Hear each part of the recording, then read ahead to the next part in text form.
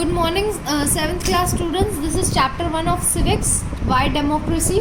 ठीक है, तो इसका अब हम थर्ड पार्ट जो है आज पढ़ेंगे, जिसमें हमने पढ़ा था कि अलग अलग डेमोक्रेसी में अलग अलग टाइप की गवर्नमेंट होती है। जिसमें हमने क्या पढ़ा था, पार्लियामेंट्री हम पढ़ चुके हैं। Now we are going to study presidential form of government. In presidential form of government, the head of the state enjoy an actual practice all powers given to them, and his ministers are his advisors, having fixed terms of office and cannot be removed by the legislature on the basis of the vote of no confidence. अब क्या है presidential form of government में, क्या है, head of the state जो है वो सारी पावर्स को इंजॉय करता है। जैसे मैं आपको एग्जांपल देती हूँ, अमेरिका में डोनाल्ड ट्रंप है, तो उनके हाथ में जो है सारी पावर्स हैं। ठीक है, वो सारी पावर्स को प्रैक्टिस करते हैं और उनके अपने मिनिस्टर्स होते हैं एडवाइस करने के लिए कि आपको ये करना चाहिए, नहीं करना चाहिए, जिनके पास एक ऑफिस होता है और उनको कोई भी लेजिस्लेचर नहीं निकाल सकता है अगर वो नो कॉन्फिडेंस का वोट कर दे। जैसे पार्लियामेंट्री में तो निकाल देते थे कि भाई अब कॉन्फिडेंस नहीं, आप रिज़ाइन कर दो, मगर प्रेसिडेंशियल फॉर्म में ऐसा नहीं होता। The ministers are not the member of the legislature. जो मिनिस्टर होते हैं वो लेजिस्लेचर का मेंबर भी नहीं होते।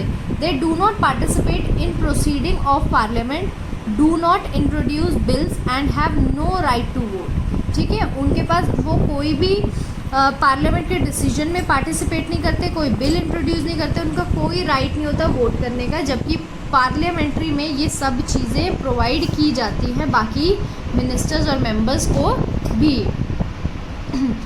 फीचर्स अब क्या हैं, हम ये पढ़ते हैं प्रेसिडेंशियल के लिए। The head of the state is real executive, यानी अगर जो कंट्री का हेड है वो ही सारी पावर्स को प्रैक्टिस कर सकता है। He exercise all the powers which are legally and constitutionally given to him. जो भी पावर्स उसके हाथ में, यानी अगर प्रेसिडेंट आप एक बार बन जाओ, जो भी पावर्स आपके हाथ में आती है, आप सब के सब अपनी एक्सरसाइज अपने हिसाब से कर सकते हो। ठीक है, यानी उसको इस्तेमाल कर सकते हो। The ministers appointed by the head of the presidential form of government act only as advisers. और जो भी मिनिस्टर्स अपॉइंट करते हैं उनका कोई राइट नहीं होता है, वो किसी मतलब ऐसे नहीं, वो सिर्फ एडवाइस करने के लिए होते हैं। वो कोई बिल इंट्रोड्यूस नहीं करते हैं, नहीं बोलते कि भाई ये चीज़ की कमी आप ये इंट्रोड्यूस कर लो। ठीक है, तो ये नहीं होता है।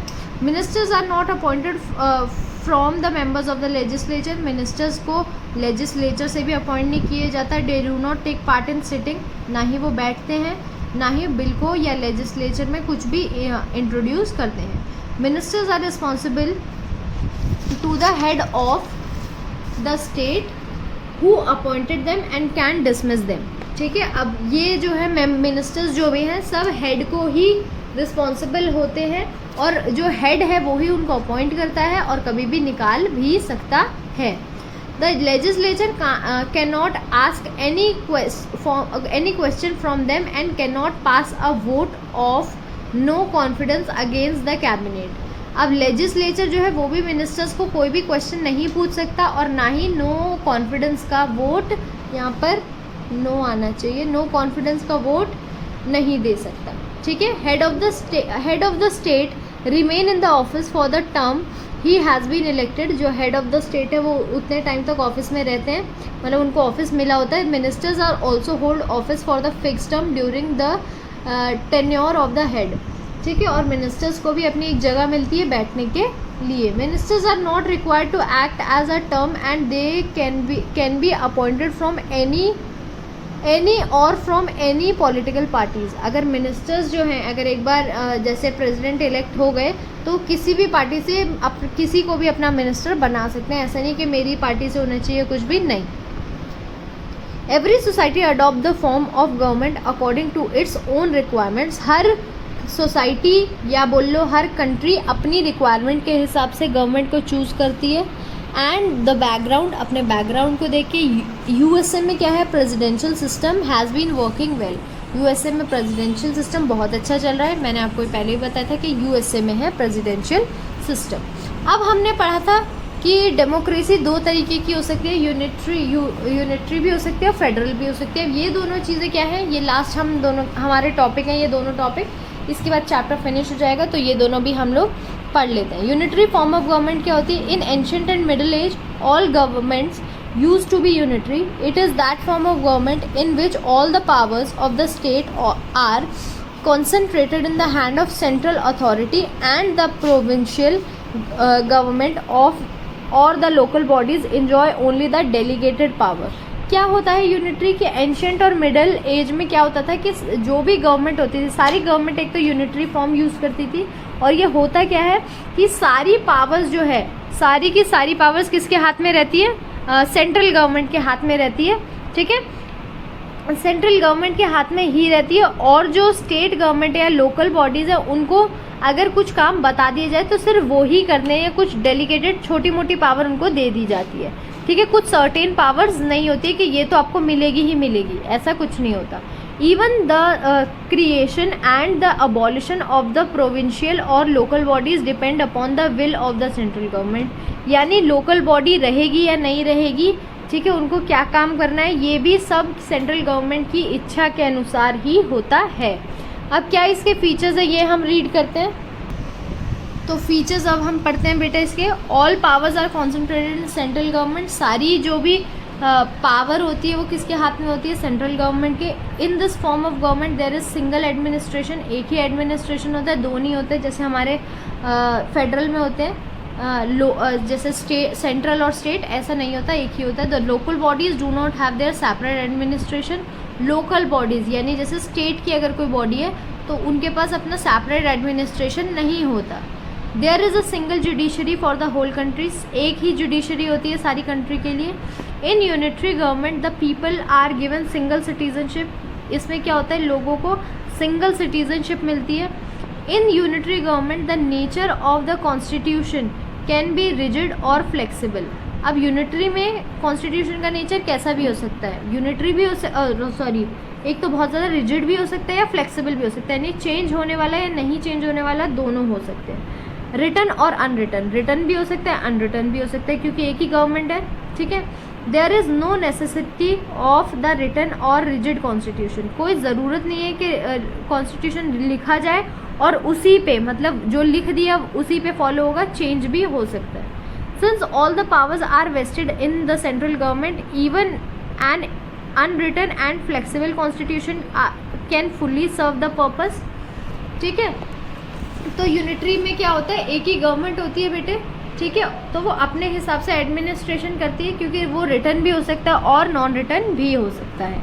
यूनिटरी फॉर्म जो होती है गवर्नमेंट की, एक स्ट्रॉन्ग एडमिनिस्ट्रेशन देता है लोगों को, यानी वो बार बार चेंज नहीं ज़्यादातर होते, और एक ही जो गवर्नमेंट है वो ही रूल बना रही है, उसको किसी से पूछने की ज़रूरत नहीं पड़ती, तो एडमिनिस्ट्रेशन जो है वो ज़्यादा स्ट्रॉन्ग रहता है। Unitary government is successfully working in England, England में बहुत अच्छा वर्क कर रही है। India has adopted for the federal government, हमारी इंडिया में जो है वो फेडरल गवर्नमेंट है, इंग्लैंड में यूनिटरी है, यानी गवर्नमेंट है, इलेक्शंस भी होते हैं, मगर सारी पावर जो है एक सेंट्रल के पास है, ठीक है, लोकल बॉडीज़ के पास नहीं है। फेडरल फॉर्म ऑफ गवर्नमेंट यानी वो गवर्नमेंट अब जो इंडिया में है उसको पढ़ते हैं। A federal form of government is one in which there is division of power between central and state, both enjoy the respective powers independence of one another. Federal or federation word has been derived from the word foedus which means agreement. पहली बात कि federal आया कहाँ से, Latin language से आया है।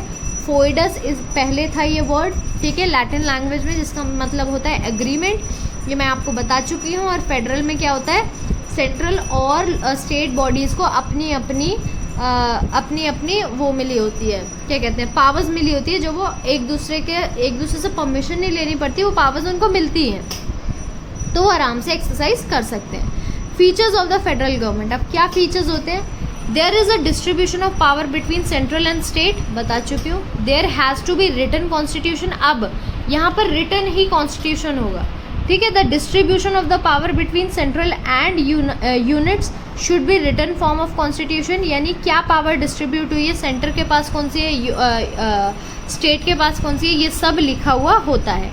Constitution should be rigid so that one may not amend it for its personal benefit, यानी कॉन्स्टिट्यूशन रिजिड होना चाहिए, हार्ड होना चाहिए, सबको एक जैसा ही फॉलो करना है ताकि कोई भी इसको चेंज ना कर पाए अपने बेनिफिट के लिए। The constitution is the supreme law of the state and no authority or officer is allowed to act contrary to the constitution. यानी कॉन्स्टिट्यूशन जो है सुप्रीम लॉ है, यानी कॉन्स्टिट्यूशन की बात ही मानी जाएगी और कोई भी पर्सन या कोई भी चीज़ को कॉन्स्टिट्यूशन से ऊपर नहीं रखा जाएगा। The federation there is also an independent, impartial and powerful judiciary. Federal में क्या होता है, इंडिपेंडेंट होती है, मतलब भेदभाव करने वाली नहीं, और पावरफुल जुडिशरी होती है। ठीक है। Almost in any country there are 2 chambers of the parliament, even in England there is unitary government. There are 2 chambers, the lower represent the people and the upper represent by the units. क्या है कि इसमें 2 houses होते हैं जैसे हमारे यहाँ है, ठीक है, अपर हाउस लोअर हाउस, जिसको लोकसभा राज्यसभा भी बोलते हैं, और इंग्लैंड में भी चाहे उसमें यूनिटरी गवर्नमेंट है उसमें भी 2 हाउसेज हैं। इन federal government provision of dual citizenship is generally made. Federal government में क्या होता है, डुअल सिटीजनशिप को बनाया जाता है, बट इज़ नॉट एसेंशियल नहीं है। अमेरिका में डुअल सिटीजनशिप अवेलेबल है, but India there is no province of dual citizenship. मगर इंडिया में जो है डुअल सिटीजनशिप का प्रोविज़न नहीं है। USA, India, Switzerland, Canada has federal system of government. अब यूएसए में, इंडिया में, स्विट्ज़रलैंड में, कनाडा में फेडरल सिस्टम है गवर्नमेंट का। Elements that make democracy popular. अब हम वो चीज़ें पढ़ेंगे जिसकी वजह से डेमोक्रेसी पॉपुलर है या हुई है। इक्वालिटी, सबसे पहली बात, is one of the characters feature of democracy. More specifically political equality, all form of democracy must be represent the principle of equality, 1 person 1 vote. Equality जिसमें हमें सबसे पहले क्या मिलता है, 1 पर्सन 1 वोट। लिबर्टी, ठीक है, लिबर्टी का मतलब क्या होता है, freedom to hold an opinion, यानी अगर आप कुछ सोचते हैं तो उसको एक्सप्रेस कर सकते हैं, बोल सकते हैं, इनजस्टिस के अगेंस्ट वॉइस उठा सकते हैं कि भाई ये तो गलत हुआ है, या आप जैसे कोर्ट में जा सकते हैं मेरे साथ गलत हुआ है। ठीक है। ये सब जो है डेमोक्रेसी के फीचर्स हैं। ठीक है, जिसकी वजह से फेथ बना रहता है। पार्टिसिपेशन क्या है कि हम अपने जो क्या कहते हैं, means exercising every opportunity to elect the ruler, हम अपने रूलर को इलेक्ट करते हैं। Take part in decision making directly और इनडायरेक्टली, हम डायरेक्टली और इनडायरेक्टली अपने डिसीजन मेकिंग में हेल्प करते हैं। प्रिंसिपल ऑफ मेजॉरिटी, मेजॉरिटी का रूल होता है, यानी लोगों का रूल है, is a characteristics in which democracy alone possesses. It means that all decisions are taken on the basis of majority. Majority decisions become the decisions by accepted by all. यानी क्या होता है, वोटिंग सिस्टम होता है, जो ज़्यादा लोग मानते हैं वही चीज़ फॉलो होती है। इट इंक्लूड रिटन कॉन्स्टिट्यूशन, हमेशा रिटन कॉन्स्टिट्यूशन होता है। Governance through the procedure is enshrined in the constitution, whether written or unwritten rules of the law rather than of a man represent system based on the periodic and free election. क्या है कि हर constitution return होता है, क्या ये सब लिखा हुआ होता है। Systems of rights and liberty, यानी राइट्स और लिबर्टी का एक सिस्टम होता है, is an important characteristics of democracy. Democracy का बहुत इंपॉर्टेंट कैरेक्टरिस्टिक्स है कि सबके अपने राइट होते हैं, अपनी लिबर्टी होती है। Right and liberty and duties make citizen as they do to be, they make democracy as it ought to be, यानी लोगों को वो बनाता है जो उनको चाहिए, और डेमोक्रेसी को भी डेमोक्रेसी की तरह चलाता है। ठीक है, मतलब उसको उनमें आज़ादी प्रोवाइड करवाता है। Democracy is a government of the citizen in so far as they constitute it freely and run it effectively through exercising their rights and liberties. जो सिटीज़न हैं वो अपने राइट्स और लिबर्टीज़ को एक्सरसाइज कर सकते हैं। जस्टिस होता है इसमें, justice is an principal characteristics of democracy. Democracy rejects all form of discrimination, सारी डिस्क्रिमिनेशन हटाता है। It stage operation and fights of social justice and exploitation, यानी सोशल अगर इनजस्टिस होती है, यहाँ पर इनजस्टिस आना चाहिए, और एक्सप्लॉयटेशन यानी अगर कोई आपको एक्सप्लॉइट कर रहा है तो उसके अगेंस्ट आपको जस्टिस मिलेगा डेमोक्रेसी के अंदर। फेटर्निटी क्या होता है, एम्फसाइज ऑन यूनिवर्सल ब्रदरहुड, यानी ये क्या है फेटर्निटी, कि आप यूनिवर्सल ब्रदरहुड और सिस्टरहुड में बिलीव करते हैं। It is only democracy in which is in tune with the nature of the man. It is one that coordinate man with man and the nation with nation, यानी किस चीज़ में believe करता है कि आदमी को एक दूसरे से लड़ना नहीं चाहिए, मिलजुल के रहना चाहिए। तो ये मैन को मैन से कोऑर्डिनेट करता है, नेशन को नेशन से।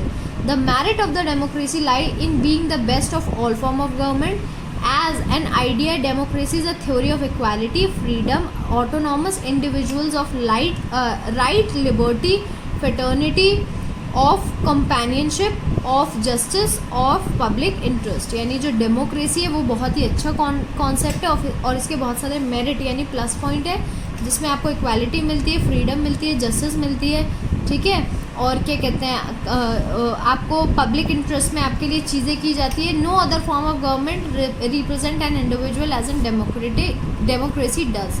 और कोई भी ऐसे रिप्रेजेंट नहीं करता हर एक बंदे को जैसे डेमोक्रेसी रिप्रेजेंट करती है। बेटे आपका चैप्टर जो है वो यहीं पर फिनिश होता है।